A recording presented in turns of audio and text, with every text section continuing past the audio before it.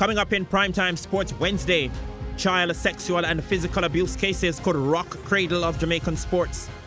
Too early off the blocks, J3A is under increased pressure from the world governing body to change dates for national senior trials. And it's not an easy road, but Mr. Lyndhurst creates massive upset to capture the feature event at Caymanas Park.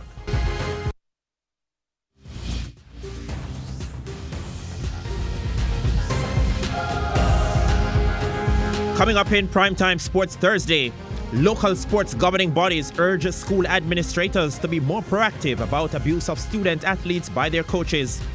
J3A is not budging. Date remains the same for national championships. And work progressing on the artificial grass surface at the Captain Horace Morrell Center of Excellence. Good evening, I'm Karen Madden. The details after the break.